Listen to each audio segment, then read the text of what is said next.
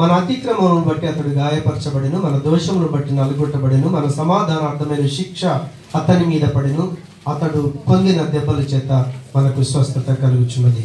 ప్రేమగల మా తండ్రి, మీ వందనాలు. నీ జీవపు మాటలు మేము ధ్యానిస్తుండగా మాతో మాట్లాడి మీరు మహిమ పొందమని యేసు నామమున ప్రార్థిస్తున్నాము తండ్రి. ఆమేన్. హల్లెలూయా. సరే, ప్రపంచానికి ఈ గుడ్ ఫ్రైడే ఎందుకు మంచిది, యేసు ప్రభు యొక్క చావు ఎందుకు మంచిది అని ఎవరైనా మనల్ని అడిగితే దయచేసి మీరు సమాధానం చెప్పగలగాలి. నేను చెప్పే మెసేజ్ ఆల్రెడీ ప్రింట్ చేసి ఉంచాను కాబట్టి నేను ఒక్కరిని కాదు, ఇందులో మోకరించిన ప్రతి బిడ్డ కూడా, ప్రతి క్రైస్తవుడు కూడా ఆ మాటకు జవాబు చెప్పాలి. దేవునికి స్తోత్రం. హల్లెలూయా.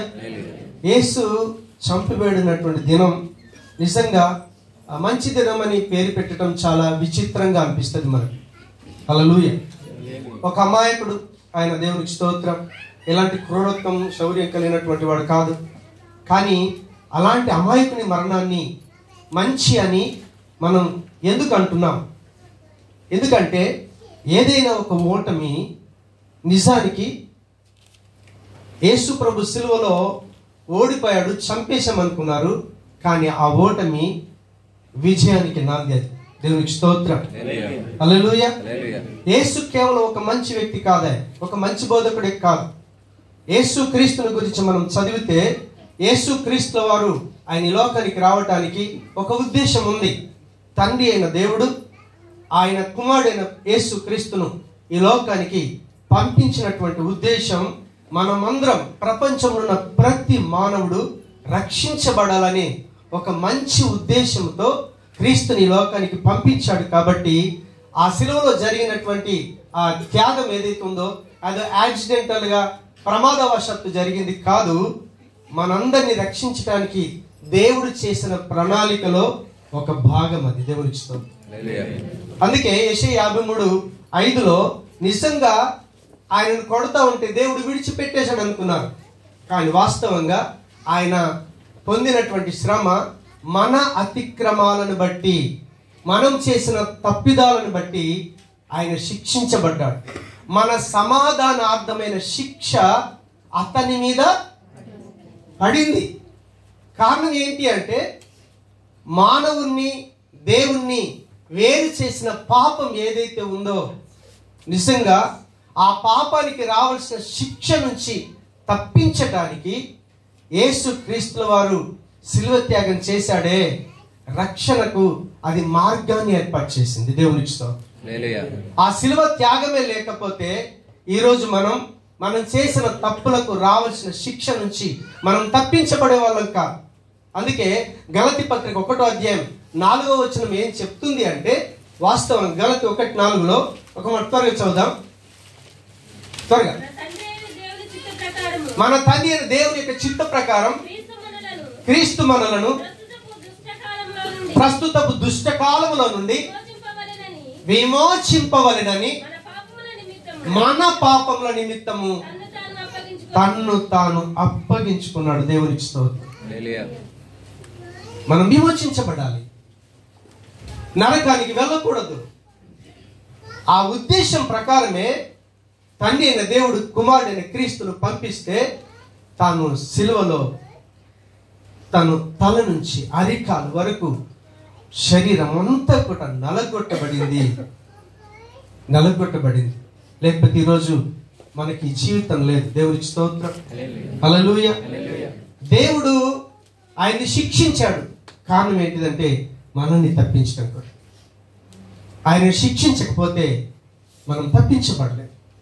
దేవుని యొక్క ప్రేమ చూడండి. ఆ పాప శిక్ష నుంచి మనల్ని తప్పించాలని ఆదికాండం 3:15 దేవుడు ఒక ప్రణాళిక చేసి, మీరు చావటం కాదు, నేను మీకు ఎంత ప్రేమ చూపిస్తున్నాను అంటే నా ప్రియ కుమారుడైనటువంటి క్రీస్తును స్త్రీ సంతానంగా నేను పంపించబోతున్నానని ఆదికాండం 3:15 దేవుడు వాగ్దానం చేసి ఆ వాగ్దానం నెరవేర్పు కొరకు క్రీస్తును పంపించాడు. అందుకే ఈరోజు ఆయన యొక్క సిలువ త్యాగం ప్రపంచానికి పండుగ అయింది, మంచి దినమైంది. దేవునికి స్తోత్రం. రెండవదిగా సిలువలో సాతానుని దేవుడు ఓడించాడు. రెండోది ఏంటో తెలుసా? మనం కొలస్సీ పత్రిక 2వ అధ్యాయం 14-15 వచనాలకు వెళ్ళి చూస్తే దేవుని యొక్క వాక్యం స్పష్టంగా తెలియజేస్తా ఉంది. దేవుడు మానవుడికి మధ్యన దేవుడు ఒక అద్భుతమైన ప్రణాళిక చేసి, మీరు మనుషులతో ఇలా జీవించాలి, దేవుడితో ఇలా జీవించాలని దేవుడు ఏం చేశాడంటే ఆజ్ఞలను ఇచ్చాడు. కానీ పాప శరీరంతో ఉన్నటువంటి మనం ఆజ్ఞల్ని పాటించలేక దేవుడు పెట్టిన ఆజ్ఞలను మనం మీరాం. కాబట్టి దేవుడు ఆయన శరీరధారిగా వచ్చి, ఏ శరీరం అయితే దేవుని యొక్క మాటకు ఆజ్ఞలకు లోబడలేడో ఆ ధర్మశాస్త్రం కింద క్రీస్తు జన్మించి ధర్మశాస్త్రాన్ని నెరవేర్చి, ఆ ధర్మశాస్త్రం కింద మనం ఉండకుండా ధర్మశాస్త్రం విషయంలో మనము చచ్చిపోవాలని మానవుడిగా క్రీస్తు చనిపోయాడు. కాబట్టి ఈరోజు ధర్మశాస్త్రం నుంచి మనం విడిపించబడ్డాం, దేవుని యొక్క అధికారం కిందికి వచ్చాం. హల్లెలూయా. సాతానుడు పాపానికి ప్రేరేపిస్తూ ఉంటాడు. ధర్మశాస్త్రం చూడండి, ఇది చెయ్యొద్దు, ఇది చెయ్యొద్దు అని చెప్తే మనిషి ఏం చేస్తాడో తెలుసా? అదే చేస్తాడు. ఒక విషయం చెప్పి దయచేసి మీరు ఎవరికి చెప్పండి అంటే, చెప్పకద్దు అంటే అదే విషయాన్ని చెప్పేస్తాడు. అబద్ధం ఆడద్దు అంటే అబద్ధం ఆడటానికి ఇష్టపడతాం. దొంగతనం చేయొద్దంటే దొంగతనం చేయడానికి ఇష్టపడతా ఉంటాం. వ్యభిచారం చేయొద్దంటే వ్యభిచారానికి ఇష్టపడతా ఉంటాం. పాపం ప్రేరేపిస్తూ ఉంటుంది. కాబట్టి పాపానికి ప్రేరేపించే సాతాను యొక్క శక్తి నుంచి యేసు ప్రభుల వారు సిలువలో విజయాన్ని ఇచ్చాడు. ఆయన సిలువలో చనిపోవడానికి కారణం ఏంటిదంటే ధర్మశాస్త్ర సంబంధమైన శాపం నుంచి కాదు, సాతాను యొక్క శక్తి నుంచి కూడా దేవుడు మనకు విడుదల ఇవ్వటం కొరకే ఆయన సిలువలో చనిపోయాడు. దేవునికి స్తోత్రం. అసలు సిలువలో యేసు ఎందుకొరకు చనిపోవాలి చెప్పండి? ఎందుకొరకు చనిపోవాలి అని అంటే, వాస్తవంగా దేవుడు పరిశుద్ధుడు, వాస్తవంగా దేవుడు నీతిమంతుడు, వాస్తవంగా దేవుడు న్యాయవంతుడు. కాబట్టి పాపాన్ని అంత తేలిక తీసుకోవడానికి దేవునికి స్తోత్రం. హల్లెలూయా. ఖచ్చితంగా పాపానికి శిక్ష అనేది పడాల్సిందే. అయితే దేవుని యొక్క వాక్యంలోకి వెళ్ళి చూస్తే హెబ్రీ పత్రిక 9వ అధ్యాయం 22వ వచనం చెప్తా ఉంది, రక్తము చిందించకుండా పాప క్షమాపణలే. దేవునికి స్తోత్రం. రక్తం చిందించబడాలి. రక్తం చిందించబడాలి అంటే మనుషుల యొక్క, పశువుల యొక్క, లేకపోతే గొర్రెల యొక్క, ఈరోజు పాప పరిహార బలిగా మనుషులు కూడా ఇస్తా ఉన్నారు సాతాను. మనుషులతోని కానీ జంతువులతోని కానీ ఏ జంతు బలి మనిషి యొక్క పాపాన్ని కడగలేదు. కాబట్టి ఆదిలో ప్రారంభించినటువంటి, ఆది కాండంలో ప్రారంభించినటువంటి జంతు బలిని పాపము కప్పి ఉంచింది, కానీ పాపానికి క్షమాపణ కానీ పాపానికి ప్రక్షాళన కానీ పాపాన్ని కడగలేకపోయింది. అందుకే క్రీస్తే ఈ లోకానికి రావాల్సి వచ్చింది. దేవుడు మానవుడిగా వచ్చి పాపమే లేనటువంటి మానవుడు పాపుల కొరకు బలియాగం కావాల్సి వచ్చింది. దేవునికి స్తోత్రం. హెబ్రీ పత్రిక 10వ అధ్యాయం 4లో అంటాడు, ఏమంటాడంటే, మేకల రక్తం కానీ గోడెల రక్తం కానీ ఏ రక్తం కానీ మనిషి యొక్క పాపాన్ని కడగలేదు. కాబట్టి పరిశుద్ధుడైన పరమాత్ముడు ఈ లోకానికి రావాల్సి వచ్చింది. సిలువలో యేసు చనిపోవలసి వచ్చింది. దేవునికి స్తోత్రం. అందుకే యేసు ప్రభుల వారు ఈ లోకానికి వచ్చినప్పుడు యోహాను చెప్పిన మాట ఏంటో తెలుసా?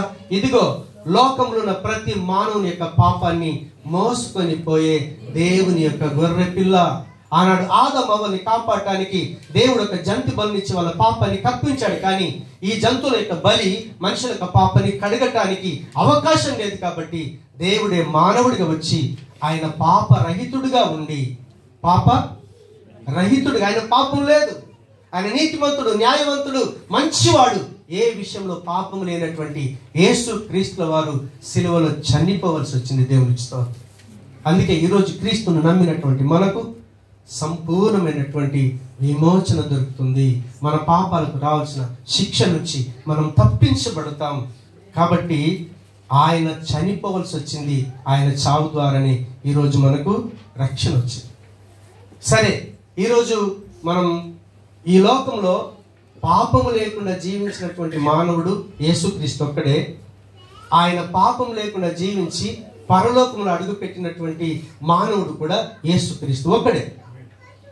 కాబట్టి అలా పాపము లేకుండా జీవించి పాపము లేనటువంటి పరిశుద్ధ స్థలములు అడుగుపెట్టినటువంటి యేసుక్రీస్తుకు మనం అనుచరులం కావాలంటే మనం ఏం చేయాలి? దేవునికి స్తోత్రం. క్రీస్తుకు అనుచరులం అయితే తప్ప క్రీస్తులాగా పరలోకంలో అడుగు పెట్టలేం. ఎన్ని సువార్త ప్రకటించబడితే ప్రయోజనం ఏంటి? ఎన్నిసార్లు చర్చకు వస్తే ప్రయోజనం ఏంటి?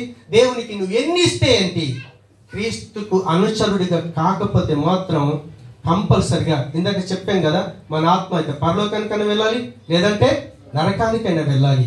అయితే క్రీస్తును అనుచరుడిగా మనం ఉండాలంటే మనం చేయాల్సింది ఒకటే, యేసు అనుచరుడిగా మారాలంటే ఫస్ట్ పాపము నుంచి మనం వేరు కావాలి. పాప క్షమాపణ దొరకాలి. దేవునికి స్తోత్రం. పాప క్షమాపణ దొరికిన తరువాత పాపంలో జీవించిన జీవితం కాకుండా ఒక క్రొత్త జీవితం కొరకు యేసు మీద ఆధారపడాలి, యేసును నమ్మాలి. దేవునికి స్తోత్రం. హల్లెలూయా. యేసుని నమ్మటం మనం ఒక మతంలో చేరటం కాదు. ఒక క్రొత్త జీవితం జీవించటం, పాపం లేకుండా జీవించటం, పాపం కొరకు కాక పవిత్రత కొరకు, మంచి కొరకు జీవించే జీవితం ఏదైతే ఉందో, మనం ఎప్పుడైతే క్రీస్తు మీద ఆధారపడతామో మనం ఒక మతంలో చేర్చబడం. దేవునికి స్తోత్రం. లేదంటే ఏదో మంచి కార్యాలు చేసి దేవుని మెప్పు కొరకు పొందేటటువంటి కార్యం కాదు ఇది. హల్లెలూయా, హల్లెలూయా. దేవుడితో ఆనాడు ఆదాము అవ్వలు ఏ సంబంధాన్ని అయితే కోల్పోయారో తిరిగి అదే సంబంధాన్ని దేవుడితో కలిగి ఉండటం కొరకు మనం చేసే ప్రయత్నమే, ప్రయాసమే క్రీస్తును అనుసరించటం, క్రీస్తు అనుచరుడిగా జీవించటం. దేవునికి స్తోత్రం. హల్లెలూయా. అయితే క్రీస్తు అనుచరుడిగా మనం ఆయనను వెంబడించే ముందు వాస్తవంగా మన జీవితాన్ని మనం అర్థం చేసుకున్నాం. దేవుని యొక్క వాక్యం చెప్తా ఉంది, రోమ 3:23 అంటాడు, ఏ భేదం లేదు, నువ్వు ఎవడివైనా కావచ్చు, డబ్బు ఉన్నవాడివా, డబ్బు లేనివాడా, చదువున్నవాడివా, చదువు లేనివాడివా, తక్కువ కులానికి చెందినవాడివా, ఎక్కువ కులానికి చెందిన ఎవరైనా సరే, శూద్రుడైనా సరే, బ్రాహ్మణుడైనా సరే, ప్రతి ఒక్కడు కూడా పాపములో ఉండి దేవుడు అనుగ్రహించే మహిమను పొందలేకపోతున్నారన్న విషయాన్ని ఎప్పుడైతే గ్రహిస్తామో అప్పుడు క్రీస్తును నమ్ముతాం. మన పాప స్థితిని ఒప్పుకొని ఆయన నామం పేరిట బాప్తిసం పొందినప్పుడు మన పాపాలకు క్షమాపణ దొరుకుతుంది. పరిశుద్ధుడైన దేవుని యొక్క ఆత్మను మనం కలిగి ఉండగలుగుతాం. లేదంటే దేవుడితో సంబంధం లేదు, దేవుని పిల్లలుగా మనం జీవించలే.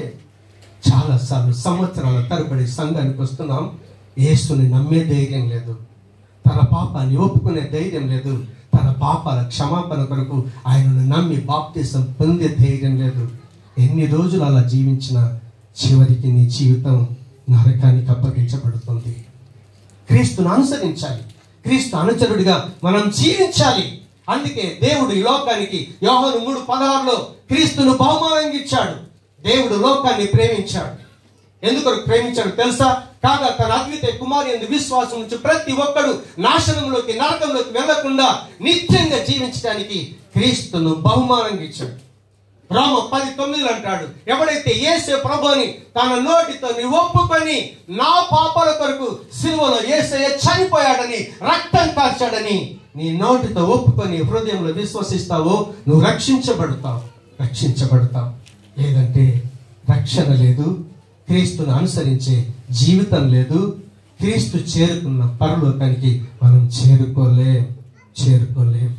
ఇకనైనా దయచేసి ఎంతమంది క్రీస్తులో ఉన్నామనుకున్నారో దయచేసి క్రీస్తులోకి రావటం అంటే పాత జీవితాన్ని విడిచిపెట్టి క్రీస్తును వెంబడించడం, మంచిని వెంబడించడం, నీతిని వెంబడించడం, న్యాయాన్ని వెంబడించడం, పవిత్రతను వెంబడిస్తే, ఆ పాత జీవితాన్ని మానుకోగలిగితే నువ్వు దేవుని బిడ్డగా క్రీస్తుకు అనుచరుడు అవుతావు. ఇంకెంతమంది ఇక్కడ క్రీస్తుని అనుసరించకుండా లోకం వైపే, పాత జీవితం వైపే జీవిస్తూ ఒకవేళ క్రైస్తవులమని భ్రమలో ఉన్నారేమో. దేవుడు ఈరోజు సెలవిస్తా ఉన్నాడు, నీ పాత జీవితానికి స్వస్తి చెప్పి నువ్వు క్రీస్తుని అంగీకరిస్తే దేవుడు ఈ రోజైనా నీకు రక్షణ ఇస్తాడు. ఎంతమంది ఆయనను నమ్మి బాప్తీసం పొందలేదో కనీసం ఈ రోజైనా నా పాపం కొరకు సిలువలో చచ్చిపోయాడని గ్రహించి ఈ రోజైనా నువ్వు క్రీస్తు మీద విశ్వాసం ఉంచితే ఈ రోజే నీకు రక్షణ దినం అవుతుంది. కాబట్టి ప్రార్థన చేసుకుందాం. ప్రభా, ఇటువంటి గుడ్ ఫ్రైడేలు ఎన్నో నా జీవితంలో పోయాయి, కానీ కానీ ప్రభా నాలో పశ్చాత్తాపం లేదు, నాలో మారు మనసు లేదు నాయన. పాత జీవితాన్ని విశ్వసిస్తా ఉన్నాను, పాత జీవితాన్ని కొనసాగిస్తా ఉన్నాను. కానీ అలాంటి జీవితం ఈ రోజు నుంచి నాకు వద్దు ప్రభు అని ఎంతమంది అయితే యేసే ప్రభు అని నిజంగా ఈరోజు మాట్లాడిన మాటలతోని దేవుడు నాతో మాట్లాడాడని, నాకు ఇష్టమైన త్రోవలో నడిచి నీకు దూరంగా నేను వెళ్ళిపోనని, ప్రభా నీ మాటల ప్రకారం జీవిస్తానని, నా పాపాల కోసమే నువ్వు సిలువలో చనిపోయి తిరిగి లేచవని నమ్ముతున్నానని ఎవరైతే హృదయపూర్వకంగా విశ్వసిస్తా ఉన్నారో మీరు మీ దేవుడికి అప్పగించుకోనండి. ప్రార్థన అనేది దేవుడితో మాట్లాడటానికి కాదు, ఒక ఆయుధం.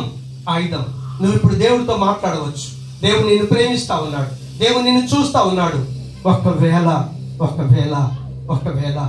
దేవుడితో మాట్లాడకపోతే మరో దినం నీ జీవితంలో రాకపోతే నీ జీవితాన్ని సాక్షాత్తు నీ చేతులారా నరకానికి అప్పగించుకున్న దానవు అవుతావు.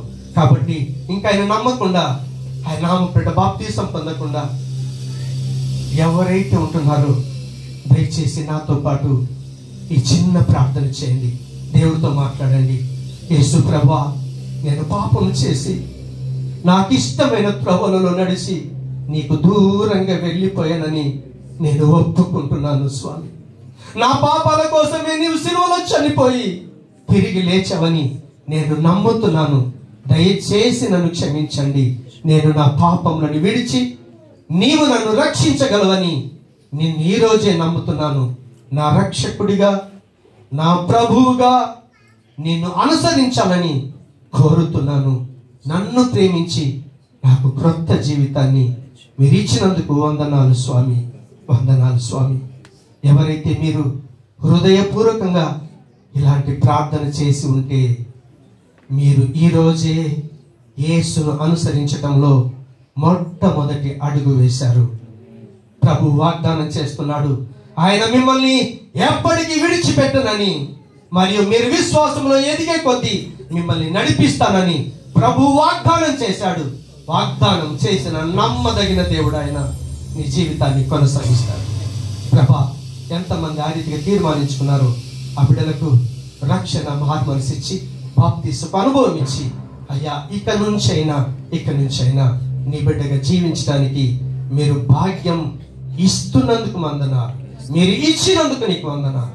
ఇంకా క్రైస్తవం అని చెప్పుకొని పాత జీవితాన్ని కొనసాగిస్తూ నీకు దూరంగా జీవిస్తున్నారే, అలాంటి బిడ్డలను కూడా దర్శించి నిజమైన నీ బిడ్డలుగా జీవించి నీలాగా పరలోకంలో అడుగు పెట్టడానికి మీరే కృప చూపించి సహాయం చేయమని యేసు నామమున ప్రార్థించి వేడుకుంటున్నాము తండ్రి.